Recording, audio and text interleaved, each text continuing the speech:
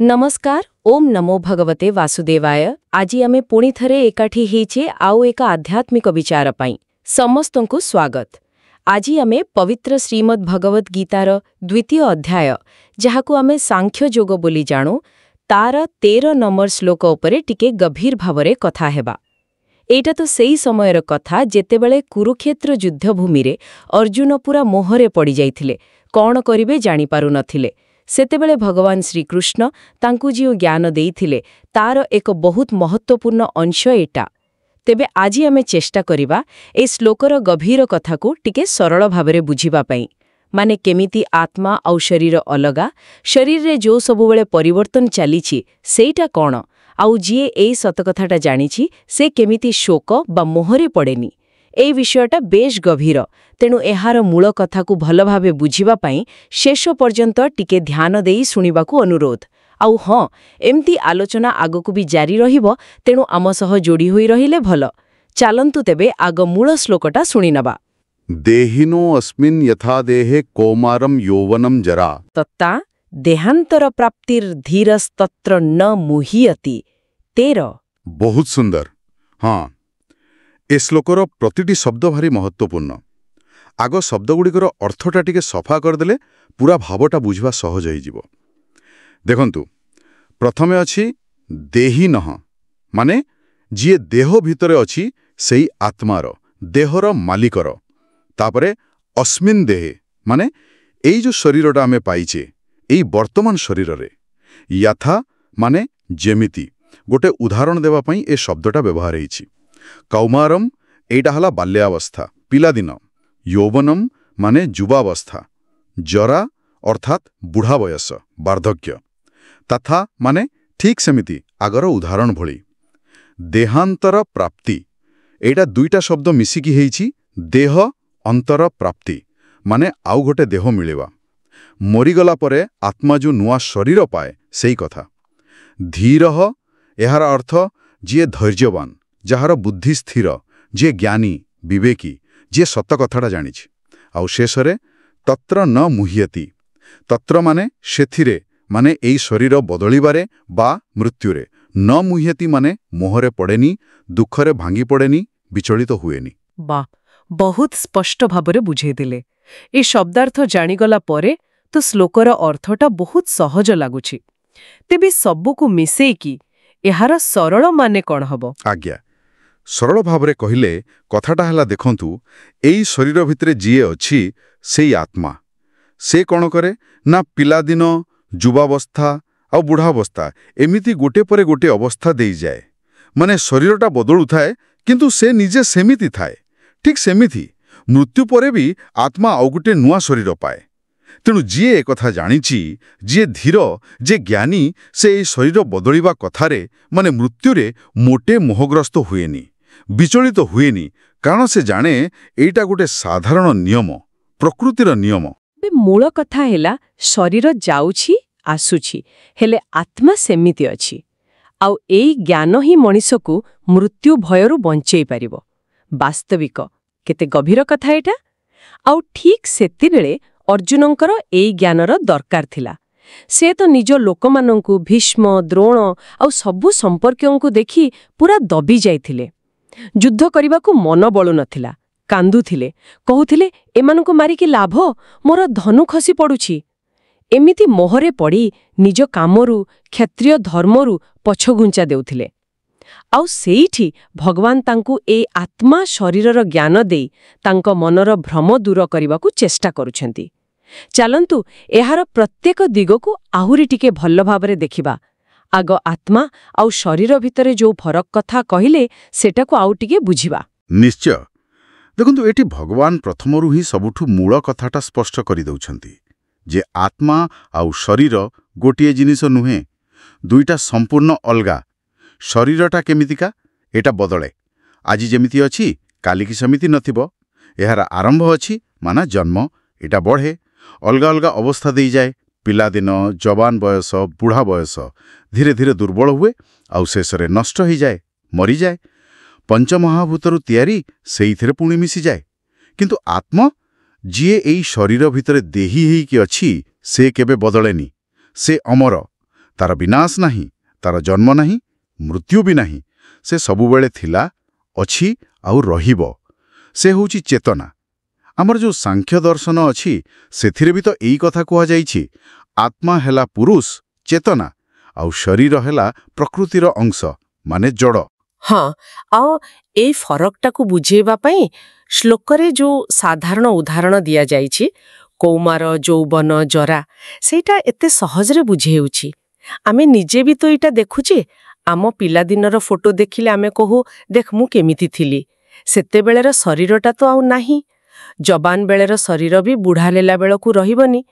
କୁଆଡ଼େ ଆମ ଶରୀରର କୋଶିକା ସବୁ ପ୍ରତି ମୁହୂର୍ତ୍ତରେ ମରୁଛନ୍ତି, ନୂଆ ତିଆରି ହେଉଛନ୍ତି। ଏତେ ପରିବର୍ତ୍ତନ, ହେଲେ ଏସବୁ ପରିବର୍ତ୍ତନ ଭିତରେ ବି ଯିଏ ଅନୁଭବ କରୁଛି ସେଇ ମୁଁ ବା ଆତ୍ମା, ସେ ତ ସେଇ ଗୋଟିଏ। ଯୋଉ ଚେତନା ପିଲାଦିନେ ଥିଲା, ଯବାନ ବେଳେ ବି ଅଛି, ବୁଢ଼ା ହେଲେ ବି ସେହି ଚେତନା ହିଁ ଥିବ। ବହୁତ ବଢ଼ିଆ ଭାବରେ କହିଲେ। ଆଉ ଗୋଟେ କଥା ଦେଖନ୍ତୁ, ଏ ଯେଉଁ ଶରୀରର ପରିବର୍ତ୍ତନ, ଏଟା କ'ଣ ଆମ ହାତରେ ଅଛି? ନା। କୌଣସି ପିଲା ଯେତେ କାନ୍ଦିଲେ ବି ସବୁବେଳେ ପିଲା ହିଁ ରହିପାରିବନି, କି କେହି ଯୁବକ ଚାହିଁଲେ ବି ଚିରଦିନ ଯୁବକ ରହିପାରିବନି। ଏଟା ନିୟମ, ପ୍ରକୃତିର ନିୟମ। ଏମିତି ହବ ହିଁ ହବ। ଆମେ କେବଳ ଦେଖୁଛେ। କିନ୍ତୁ ଗୋଟେ ପ୍ରଶ୍ନ ଆସୁଛି ମନକୁ। ପିଲାଦିନରୁ ଯୁବାବସ୍ଥାକୁ ଯିବା ଆଉ ମୃତ୍ୟୁ ହେବା, ଏ ଦୁଇଟା ଅନୁଭବ ତ ପୁରା ଅଲଗା ଲାଗେ। ମରିବା କଥା ଶୁଣିଲେ ଡର ଲାଗେ, ଦୁଃଖ ହୁଏ। ତେବେ ଏ ତୁଳନା କେମିତି ସେଇ ଭୟ ଆଉ ଦୁଃଖକୁ ଦୂର କରିବ? ଗୋଟେ ପଟେ ତ ବଢ଼ିବା କଥା ଅଛି, ଆଉ ପଟେ ସବୁ ଶେଷ ହେଇଯିବାର ଭାବନା। ହଁ, ଏ ପ୍ରଶ୍ନଟା ବହୁତ ସ୍ୱାଭାବିକ। ବାହାରୁ ଦେଖିଲେ ତ ଅଲଗା ଲାଗିବ ହିଁ ଲାଗିବ। କାରଣ କ'ଣ କି, ବାଲ୍ୟ, ଯୌବନ, ଜରା, ଏସବୁ ପରିବର୍ତ୍ତନ ଧୀରେ ଧୀରେ ହୁଏ, ଆଉ ଆମେ ସେଇ ଗୋଟିଏ ଶରୀର ଭିତରେ ରହି ତାକୁ ଅନୁଭବ କରୁ। କିନ୍ତୁ ମୃତ୍ୟୁରେ କ'ଣ ହୁଏ? ଶରୀରଟା ପୁରା ନଷ୍ଟ ହୋଇଯାଏ, ଆଉ ଆତ୍ମା ଆଉ ଗୋଟେ ଶରୀରକୁ ଚାଲିଯାଏ। ସେଟା ଆମେ ଦେଖିପାରୁନ, ସେଥିପାଇଁ ଡର ଲାଗେ, ଦୁଃଖ ହୁଏ। କିନ୍ତୁ ଭଗବାନ ଯେତେବେଳେ ଏ ତୁଳନା କରୁଛନ୍ତି, ସେ ପରିବର୍ତ୍ତନର ନିୟମଟାକୁ ବୁଝେଇବାକୁ ଚାହୁଁଛନ୍ତି। ସେ କହୁଛନ୍ତି, ଦେଖ, ଯେମିତି ଗୋଟେ ଅବସ୍ଥାରୁ ଆଉ ଗୋଟେ ଅବସ୍ଥାକୁ ଯିବାଟା ଶରୀର ପାଇଁ ସ୍ୱାଭାବିକ, ସେମିତି ଏ ପୁରୁଣା ଜୀର୍ଣ୍ଣ ଶରୀରଟାକୁ ଛାଡ଼ି ନୂଆ ଶରୀର ନେବାଟା ଆତ୍ମା ପାଇଁ ସ୍ୱାଭାବିକ। ଆମେ ଯେଉଁ ଡରୁଛୁ ବା ଦୁଃଖ କରୁଛୁ, ତାର କାରଣ ହେଲା ଆମ ଅଜ୍ଞାନ। ଆମେ ଏଇ ଶରୀର ସାଙ୍ଗରେ ଏତେ ମାୟା ମମତାରେ ବାନ୍ଧି ହେଇ ପଡ଼ିଛୁ ଯେ ଆମେ ଭାବୁଛୁ ଆମେମାନେ ହିଁ ଏଇ ଶରୀର। ଯେଉଁଦିନ ଆମେ ଭଲ ଭାବରେ ବୁଝିଯିବା ଯେ ଆମେ ଶରୀର ନୁହଁ, ଆମେ ଆତ୍ମା, ସେଦିନ ମୃତ୍ୟୁଟା କେବଳ ଗୋଟେ ଘଟଣା ପରି ଲାଗିବ, ଗୋଟେ ପରିବର୍ତ୍ତନ, ବିନାଶ ନୁହେଁ। ଦେହାନ୍ତର ପ୍ରାପ୍ତି, ମାନେ ଆଉ ଗୋଟେ ଦେହ ପାଇବା, ଏଇଟା ହିଁ ସତ। ଏଇଟା ଶେଷ ନୁହେଁ, ଗୋଟେ ନୂଆ ଆରମ୍ଭ। ଆପଣ ଠିକ୍ ସେଇ ଶ୍ଲୋକ କଥା କହିଲେ ଯୋଉଟା ମୋ ମନକୁ ବି ଆସୁଥିଲା। ଗୀତାର ସେଇ 22 ନମ୍ବର ଶ୍ଲୋକ, ଦ୍ୱିତୀୟ ଅଧ୍ୟାୟର, ବାସାଂସି ଜୀର୍ଣ୍ଣାନି ଯଥା ବିହାୟ। ମାନେ ଯେମିତି ଲୋକେ ପୁରୁଣା ବା ଚିରା ପୋଷାକ ଛାଡ଼ି ନୂଆ ପିନ୍ଧନ୍ତି, ସେମିତି ଆତ୍ମା ବି ପୁରୁଣା କାମକୁ ନୂଆ ଆସିବା ଭଳି ଶରୀର ଛାଡ଼ି ନୂଆ ଶରୀର ନିଏ। ଏ ଉଦାହରଣଟା ଶୁଣିଲେ ସତରେ ମୃତ୍ୟୁ ଡରେ ଟିକେ କମିଯାଏ। ଏକଦମ ଠିକ୍ କଥା। ପୁରୁଣା ପୋଷାକ ଫିଙ୍ଗିଲା ବେଳେ ଆମେ କ'ଣ ଦୁଃଖ କରୁ? ନା, ବରଂ ଖୁସି ହୁଁ ଯେ ନୂଆଟେ ପିନ୍ଧିବା। ହଁ, ଏକଥା ସତ ଯେ ଶରୀର ସାଙ୍ଗରେ ଆମର ବହୁତ ଦିନର ସମ୍ପର୍କ, ମାୟା ମମତା। ସେଥିପାଇଁ ଛାଡ଼ିବା ବେଳକୁ କଷ୍ଟ ହୁଏ। କିନ୍ତୁ ଯଦି ଆମ ପାଖରେ ଜ୍ଞାନ ଥାଏ, ତେବେ ସେ କଷ୍ଟଟାକୁ ସମ୍ଭାଳି ହୁଏ। ଯେତେବେଳେ ଆମେ ଭିତର କଥାଟା ବୁଝିଯିବା, ସେତେବେଳେ ମୃତ୍ୟୁ ଗୋଟେ ପରିବର୍ତ୍ତନ ଭଳି ଲାଗିବ। ଆଚ୍ଛା, ଏବେ ଶ୍ଲୋକର ଶେଷ କଥାକୁ ଆସିବା, ଯୋଉଟା ବହୁତ ଗୁରୁତ୍ୱପୂର୍ଣ୍ଣ। ଧୀର ସ୍ତତ୍ର ନ ମୁହ୍ୟତି। ଏଠି ଧୀର ପୁରୁଷ ବୋଇଲେ କାହାକୁ ବୁଝାଉଛି, ଆଉ ସେ କାହିଁକି ଏ ପରିବର୍ତ୍ତନ ଦେଖି ଦୁଃଖ କରନ୍ତିନି ବା ମୋହରେ ପଡ଼ନ୍ତିନି? ହଁ, ଏଇ ଧୀର ଶବ୍ଦଟା ଏଠି ଭାରି ଦାମୀ। ଧୀର କହିଲେ ସାଧାରଣତଃ ଆମେ ଭାବୁ ଯିଏ ବହୁ ଧୈର୍ଯ୍ୟ ରଖେ, କିନ୍ତୁ ଏଠି ତାର ଅର୍ଥ ଆହୁରି ବଡ଼। ଧୀର ମାନେ ସେଇ ଲୋକ ଯିଏ ଜ୍ଞାନୀ, ଯିଏ ବିବେକୀ, ଯାହାର ବୁଦ୍ଧି ସ୍ଥିର, ଶାନ୍ତ, ଯିଏ ସତ କ'ଣ ଜାଣିଛି। ସେ କେବଳ ମୁଣ୍ଡର ଜାଣିନି, ପୁରା ଅନୁଭବ କରିଛି ଯେ ମୁଁ ଏଇ ନାଶ ହେଇଯାଉଥିବା ଶରୀରଟା ନୁହେଁ, ମୁଁ ହେଉଛି ସେଇ ଅମର ଅବିନାଶୀ ଆତ୍ମା। ସେ ଆତ୍ମା ଆଉ ଶରୀର ଭିତରେ ଥିବା ଫରକଟାକୁ ପୁରା ସଫା ସଫା ଦେଖିପାରେ, ଆଉ ସେଇ ଜ୍ଞାନରେ ସେ ପୂରାପୂରି ତିଷ୍ଠି ରହିଥାଏ।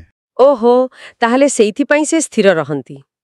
ଯେହେତୁ ସେ ଜାଣନ୍ତି ସେ ଶରୀର ନୁହନ୍ତି, ତେଣୁ ଶରୀରର ଯାହା ବି ପରିବର୍ତ୍ତନ ହେଉ, ଏପରିକି ମୃତ୍ୟୁ ହେଲେ ବି ସେଥିରେ ସେ ଭ୍ରମରେ ପଡ଼ନ୍ତି ନାହିଁ। ସାଧାରଣ ଲୋକଙ୍କ ପରି ବେଶୀ ଡରି ଯାଆନ୍ତି ନାହିଁ କି ବ୍ୟସ୍ତ ହୁଅନ୍ତି ନାହିଁ, ଠିକ୍ ନା? ଆଜ୍ଞା, ଏକଦମ ଠିକ୍। କାରଣ ସେ ଜାଣନ୍ତି ଯେ ଯୋଉଟା ଯାଉଛି ସେଟା ଖାଲି ଗୋଟେ ଖୋଳପା ପୋଷାକ ଭଳି ବାହାର ଜିନିଷ। ଯିଏ ଭିତରେ ଥିଲା ସେଇ ଆତ୍ମା, ତାର କିଛି କ୍ଷତି ହେଉନି। ସେ ଖାଲି ଗୋଟେ ପୁରୁଣା ଭଙ୍ଗା ଘର ଛାଡ଼ି ନୂଆ ଘରକୁ ଯାଉଛି। ଆଉ ଗୋଟେ ଉଦାହରଣ ଦେଖନ୍ତୁ। ଗୋଟେ ପିଲା ପ୍ରଥମ ଶ୍ରେଣୀ ପାସ୍ କଲେ ଦ୍ୱିତୀୟ ଶ୍ରେଣୀକୁ ଯାଏ, ତାପରେ ହାଇସ୍କୁଲ, କଲେଜ। ପ୍ରତିଥର ସେ ପୁରୁଣା ସ୍ତର ପାର ହୋଇ ନୂଆକୁ ଯାଏ। ଜଣେ ବୁଦ୍ଧିଆ ଲୋକ ଏହାକୁ କ'ଣ କ୍ଷତି ବୋଲି ଭାବେ? ନା, ଭାବେ ଏଟା ତ ଆଗକୁ ବଢ଼ିବା। ଠିକ୍ ସେମିତି ଆତ୍ମାର ଯୋଉ ଲମ୍ବା ଯାତ୍ରା ଚାଲିଛି, ସେଥିରେ ମୃତ୍ୟୁ ହେଉଛି ଗୋଟେ ମୋଡ଼, ଗୋଟେ ପରିବର୍ତ୍ତନ। ଯିଏ କଥା ବୁଝିଗଲା ସେ ହେଲା ଧୀର। ସେ ମୃତ୍ୟୁକୁ ଶେଷ ବୋଲି ଦେଖେନି, ବରଂ ଗୋଟେ ନୂଆ ଆରମ୍ଭର ବାଟ ବୋଲି ଦେଖେ। ଏଥିରୁ ତ ପୁରା ସ୍ପଷ୍ଟ ହେଇଯାଉଛି ଯେ ଅର୍ଜୁନ ସେତେବେଳେ ଯୋଉ ଦୁଃଖ, ଯୋଉ ମୋହରେ ପଡ଼ିଥିଲେ, ତାର ମୂଳ କାରଣ ଥିଲା ଏଇ ତତ୍ତ୍ୱ ବିଷୟରେ ଠିକ୍ ଜ୍ଞାନ ନଥିଲା। ସେ ନିଜକୁ ଆଉ ନିଜ ଲୋକମାନଙ୍କୁ କେବଳ ଦେହ ଭାବରେ ଦେଖୁଥିଲେ। ସେଥିପାଇଁ ତାଙ୍କୁ ଲାଗୁଥିଲା ଯେ ଯୁଦ୍ଧରେ ଶରୀର ନଷ୍ଟ ହେଇଗଲେ ସେମାନେ ନିଜେ ହିଁ ନଷ୍ଟ ହେଇଯିବେ। ସବୁଦିନ ପାଇଁ ସେମାନଙ୍କର ଅସ୍ତିତ୍ୱ ଶେଷ ହେଇଯିବ। ଏକଦମ ସେଇଆ। ସେଇ ଶରୀର ସାଙ୍ଗରେ ଯୋଉ ଗଭୀର ମାୟା, ସେଇଟା ହିଁ ତାଙ୍କ ଦୁଃଖର କାରଣ ଥିଲା। ଆତ୍ମା ଯେ ଅମର ଆଉ ଶରୀର ଯେ ନାଶ ହେଇଯିବ, ଏଇ ମୂଳ କଥାଟା ସେ ସେତେବେଳେ ଭୁଲି ଯାଇଥିଲେ। ସେଇଥିପାଇଁ ତ ଭଗବାନ ତାଙ୍କୁ ମନେ ପକାଇ ଦେଉଛନ୍ତି, ଆରେ ଅର୍ଜୁନ, ତୁ ଯେଉଁମାନଙ୍କ ପାଇଁ ଏତେ ଦୁଃଖ କରୁଛୁ, ସେମାନେ ପ୍ରକୃତିରେ କେବେ ମରିବେନି। ଖାଲି ତାଙ୍କର ଏଇ ଦେହଟା ନାଶ ହେବ। ତୁ ନିଜେ ଭାବିଲୁ, ତୋ ପିଲାଦିନର ଶରୀରଟା ତ ଆଉ ନାହିଁ, କିନ୍ତୁ ତୁ ତ ଅଛୁ। ତୋର ମୁଁ ପଣିଆ ତ ଅଛି। ଠିକ୍ ସେମିତି ମୃତ୍ୟୁରେ ଶରୀର ନଷ୍ଟ ହେଲେ ବି ଆତ୍ମା ରହିବ। ଏଇ ଜ୍ଞାନ ହିଁ ମୋହର ଅନ୍ଧାରକୁ କାଟିଦିଏ। ଆଉ ଏଇ ଜ୍ଞାନ କ'ଣ ଖାଲି ଯୁଦ୍ଧ ପାଇଁ? ନା, ଆମ ଜୀବନରେ ଯେତେବେଳେ ବି ଦୁଃଖ ଆସେ, ମାୟା ଆସେ, ସେଥିରୁ ବାହାରିବାର ବାଟ ଏଇଟା ଦେଖାଏ। ଆପଣ ଆଗରୁ ସାଂଖ୍ୟ ଦର୍ଶନ କଥା କହୁଥିଲେ। ତେବେ ଏ ଶ୍ଲୋକର ଦାର୍ଶନିକ ଦୃଷ୍ଟିରୁ ଆଉ କ'ଣ ମହତ୍ତ୍ୱ ଅଛି, ଟିକେ କହିବେ କି? ନିଶ୍ଚୟ ନିଶ୍ଚୟ। ଦେଖନ୍ତୁ, ଏଇ ଗୋଟିଏ ଶ୍ଲୋକ ଭିତରେ ଆମ ଭାରତୀୟ ଦର୍ଶନର ବଡ଼ ବଡ଼ ସିଦ୍ଧାନ୍ତ ସବୁ ଲୁଚି ରହିଛି। ଯେମିତି ଆଗରୁ କହିଲି, ସାଂଖ୍ୟ ଦର୍ଶନ, ସେଥିରେ ପୁରୁଷ ବା ଆତ୍ମାକୁ ନିତ୍ୟ, ଶୁଦ୍ଧ, ଚେତନମୟ ଆଉ ଅକର୍ତ୍ତା କୁହାଯାଇଛି। ଆଉ ପ୍ରକୃତି, ଯୋଉଥିରୁ ଏ ଶରୀର, ମନ, ବୁଦ୍ଧି ସବୁ ତିଆରି, ସେଇଟା ଜଳ ଆଉ ସବୁବେଳେ ବଦଳୁଥାଏ। ଏଇ ଶ୍ଲୋକ ସେହି ପାର୍ଥକ୍ୟଟାକୁ ହିଁ ଦେଖାଉଛି। ସେମିତି ଯୋଗ ଦର୍ଶନରେ ବି ଆତ୍ମାକୁ ଦ୍ରଷ୍ଟା ବା ସାକ୍ଷୀ କୁହାଯାଏ। ସେ ଚୁପଚାପ ଶରୀର, ମନର ସବୁ କାମକୁ ଦେଖୁଥାଏ। ଏ ଶରୀରଟା ଖାଲି କର୍ମଫଳ ଭୋଗିବା ପାଇଁ ଗୋଟେ ମାଧ୍ୟମ। ଏ ଶ୍ଲୋକ ସେହି ସାକ୍ଷୀ ଭାବନାକୁ ବି ଦୃଢ଼ କରୁଛି। ଆଉ ବେଦାନ୍ତ ଦର୍ଶନ, ଖାସ୍ କରି ଅଦ୍ୱୈତ ବେଦାନ୍ତ, ସେ ତ ସିଧା କହୁଛି ଯେ ଆତ୍ମା ଆଉ ପରମାତ୍ମା ବା ବ୍ରହ୍ମ ଅଲଗା ନୁହନ୍ତି। ଅହମ୍ ବ୍ରହ୍ମାସ୍ମି। ଆତ୍ମା ହେଉଛି ସତ୍ ଚିତ୍ ଆନନ୍ଦ ସ୍ୱରୂପ। ତେଣୁ ତାର ବିନାଶ କେମିତି ହେବ? ଅସମ୍ଭବ। ଶ୍ରୀକୃଷ୍ଣ ଏଠି ସେହି ବଡ଼ ସତ୍ୟକୁ ହିଁ ଅର୍ଜୁନଙ୍କ ପାଇଁ ତାଙ୍କର ପରିସ୍ଥିତିକୁ ଦେଖି ବହୁତ ସରଳ ଭାବରେ ବୁଝିହେବା ଭଳି କହୁଛନ୍ତି। ଏ ତ ଗଲା ଦର୍ଶନର କଥା। କିନ୍ତୁ ଆଜିକାଲିର ଜୀବନରେ ଯୋଉଠି ଏତେ ଚାପ, ଏତେ ଦୌଡ଼ାଦୌଡ଼ି ଆଉ ବେଳେବେଳେ ବହୁତ ଦୁଃଖ କଷ୍ଟ ବି ଆସୁଛି, ସେଠି ସାଧାରଣ ମଣିଷ ପାଇଁ ଏ ଜ୍ଞାନର କ'ଣ ମହତ୍ତ୍ୱ ଅଛି? ଖାସ୍ କରି ଯେତେବେଳେ କେହି ନିଜର ବହୁତ ଆପଣାର ଲୋକଙ୍କୁ ହରାଏ, ସେତେବେଳେ ଏ ଶ୍ଲୋକରୁ କିଛି ସାନ୍ତ୍ୱନା ମିଳିପାରିବ କି? କିଛି ବାଟ ଦେଖାଯିବ କି? ଏଟା ବହୁତ ଜରୁରୀ ପ୍ରଶ୍ନ। ଆଉ ମୋତେ ଲାଗେ ଆଜିକା ଯୁଗରେ ଏ ଜ୍ଞାନର ଦରକାର ଆହୁରି ବେଶୀ। କାରଣ ଆମେ ଏତେ ବେଶୀ ବାହାର ଦୁନିଆ, ଦେରର ସୁଖ, ଜିନିଷପତ୍ର ପଛରେ ପଡ଼ିଯାଇଛୁ ଯେ ଆମେ ଆମର ପ୍ରକୃତ ରୂପ କ'ଣ ସେ କଥା ପୁରା ଭୁଲିଗଲୁଣି। ତେଣୁ ଯେତେବେଳେ କେହି ଆପଣାର ଲୋକ ଚାଲିଯାଉଛି, ଆମକୁ ଲାଗୁଛି ଯେମିତି ସବୁ ସରିଗଲା, ସେ ଲୋକଟା ସବୁଦିନ ପାଇଁ ନଷ୍ଟ ହେଇଗଲା। ଏଇ ଭାବନା ଏତେ କଷ୍ଟ ଦିଏ ଯେ ବେଳେବେଳେ ଲାଗେ ଜୀବନରେ ଆଉ କିଛି ନାହିଁ। କିନ୍ତୁ ଯଦି ଆମେ ଏ ଶ୍ଲୋକର ଆଲୋରେ ଘଟଣାଟାକୁ ଦେଖିବା, ତାହେଲେ ବୁଝିପାରିବା ଯେ ଯୋଉଟା ଯାଇଛି ସେଟା ଖାଲି ଦେହଟା।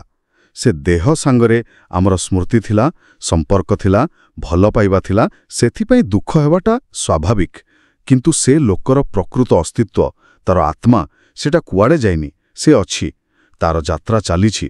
ହୁଏତ ସେ ତା କର୍ମ ଅନୁସାରେ ଆଉ ଗୋଟେ ଶରୀର ନେଇଛି, ନହେଲେ ଆଉ କେଉଁ ଉଚ୍ଚ ଜାଗାକୁ ଯାଇଛି।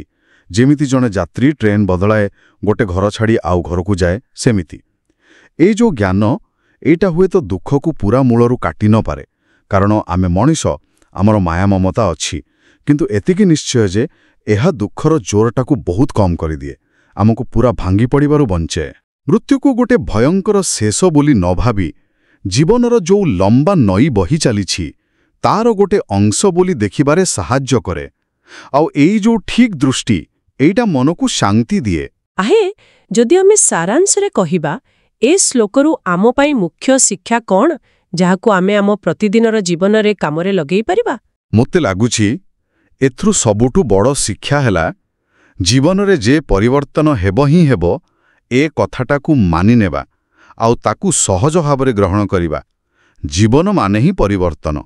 ଦେହ ବଦଳୁଛି, ପିଲାଦିନ, ଯୱାନ, ବୁଢ଼ା, ବାହାର ପରିସ୍ଥିତି ବଦଳୁଛି, କେତେବେଳେ ସୁଖ ତ କେତେବେଳେ ଦୁଃଖ, ଲାଭ କ୍ଷତି, ମାନ ଅପମାନ, ସମ୍ପର୍କ ବଦଳୁଛି। ଏସବୁ ତ ସବୁବେଳେ ଚାଲିଛି। ମୃତ୍ୟୁ ବି ସେଇ ପରିବର୍ତ୍ତନ ଧାରାର ଗୋଟେ ଶେଷ ରୂପ।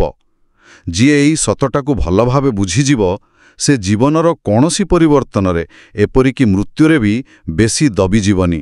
ସେ ଜାଣେ ଏଇଟା ନିୟମ, ଆତ୍ମାର ଯାତ୍ରାର ଗୋଟେ ଅଂଶ। ଏହି ଜ୍ଞାନ ତା ମନକୁ ଶକ୍ତ କରେ, ସ୍ଥିର ରଖେ। ସେ ଡର, ଦୁଃଖ ଆଉ ମାୟା ମମତାର ବନ୍ଧନରୁ କିଛି ପରିମାଣରେ ମୁକ୍ତ ହେଇ ଗୋଟେ ଶାନ୍ତି ପାଏ। ଯେଉଁମାନେ ପରିବର୍ତ୍ତନକୁ ରୋକିବାକୁ ଚାହାନ୍ତି ବା ଡରନ୍ତି ସେମାନେ ସବୁବେଳେ ବ୍ୟସ୍ତ ଆଉ ଦୁଃଖୀ ରୁହନ୍ତି। କିନ୍ତୁ ଧୀର ପୁରୁଷ ଏହାକୁ ସ୍ୱାଭାବିକ ଭାବେ ନିଏ ଆଉ ଏଇ ସ୍ୱୀକାର ଭାବରୁ ହିଁ ଶାନ୍ତି ଆସେ। ସେଇ ଶାନ୍ତି ହିଁ ଆଗକୁ ବଢ଼ିବାରେ ସାହାଯ୍ୟ କରେ। ତେଣୁ ଆଜି ଆମେ ଯାହା ସବୁ କଥା ହେଲେ ତାର ସାର ହେଲା ଗୀତାର 2ୟ ଅଧ୍ୟାୟର 13 ନମ୍ବର ଶ୍ଲୋକ।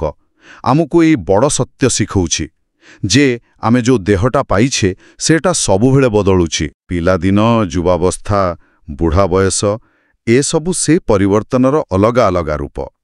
ଠିକ୍ ସେମିତି ମୃତ୍ୟୁ ବି ଦେହର ଗୋଟେ ଶେଷ ପରିବର୍ତ୍ତନ। ତାପରେ ଆତ୍ମା ନୂଆ ଦେହ ନିଏ, ଦେହାନ୍ତର ପ୍ରାପ୍ତି। କିନ୍ତୁ ଆତ୍ମା ଯେ ଏସବୁ ପରିବର୍ତ୍ତନକୁ ଦେଖୁଛି ସେ କେବେ ବଦଲେନି। ସେ ଅମର, ଅବିନାଶୀ। ଆଉ ଏଇ ଜ୍ଞାନର ସବୁଠୁ ବଡ଼ କଥା ହେଲା ଯେଉଁ ଲୋକ ଏଇ ସତ୍ୟକୁ ଜୀବନରେ ଅନୁଭବ କରେ ସେଇ ଧୀର ବା ଜ୍ଞାନୀ ଲୋକ ସେ ଦେହର ଏସବୁ ପରିବର୍ତ୍ତନ ଦେଖି ଏପରିକି ମୃତ୍ୟୁ ଦେଖି ବି ମୋହରେ ପଡ଼େନି। ସେ ସ୍ଥିର ରହେ କାରଣ ସେ ଜାଣେ ଯେ ଆତ୍ମାର ଯାତ୍ରା ଚାଲିଥିବ। ଏଇଟା ହିଁ ସନାତନ ନିୟମ। ଆଶା କରୁଛି ଭଗବଦ୍ ଗୀତାର ଏଇ ଗୋଟିଏ ଶ୍ଲୋକ ଉପରେ ଆମର ଆଜିର ଏ ଆଲୋଚନା ଶ୍ରୋତାମାନଙ୍କୁ ନିଶ୍ଚୟ କିଛି ନୂଆ କଥା ଭାବିବାକୁ, ବୁଝିବାକୁ ସାହାଯ୍ୟ କରିଥିବ। ଯଦି ଏ ଆଲୋଚନା ଭଲ ଲାଗିଲା ଆଉ ଆପଣଙ୍କୁ କିଛି ଶିଖିବାକୁ ମିଳିଲା ତେବେ କମେଣ୍ଟ ବକ୍ସରେ ଓମ୍ ନମୋ ଭଗବତେ ବାସୁଦେବାୟ ଲେଖି ଆମକୁ ଜଣେଇ ପାରନ୍ତି। ଆଜ୍ଞା। ଆଉ ଗୀତାର ଏଇ ଯେଉଁ ଧ୍ୟାନ ସମୁଦ୍ର, ଏହାର ଗଭୀରତା ତ ମାପି ହେବନି। ଆତ୍ମା କ'ଣ, କର୍ମ କ'ଣ, ଜୀବନର ଉଦ୍ଦେଶ୍ୟ କ'ଣ, ଭକ୍ତି, ଜ୍ଞାନ, ଯୋଗ, କେତେ କଥା। ଏ ଜ୍ଞାନ ଗଙ୍ଗାରେ ଆହୁରି ବୁଡ଼ ପକାଇବାକୁ ଯଦି ଇଚ୍ଛା ଅଛି ତେବେ ଆଗକୁ ଯେଉଁ ଆଲୋଚନା ସବୁ ହେବ ସେଗୁଡ଼ିକ ଶୁଣିବାକୁ ଚେଷ୍ଟା କରନ୍ତୁ। ତାହେଲେ ଆଜି ପାଇଁ ଏତିକି। ପୁଣି ଦେଖାହେବ ଗୀତାର ଆଉ ଏକ ଅମୂଲ୍ୟ ଶ୍ଲୋକର ଆଲୋଚନା ସହିତ। ସେ ପର୍ଯ୍ୟନ୍ତ ସମସ୍ତେ ଭଲରେ ଥାନ୍ତୁ। ଓମ୍ ନମୋ ଭଗବତେ ବାସୁଦେବାୟ। ଓମ୍ ନମୋ ଭଗବତେ ବାସୁଦେବାୟ। ଆପଣ ଶୁଣୁଛନ୍ତି ରେଡିଓ ତୋଷାଳୀ, ଆମ ମାଟିର ସ୍ୱର।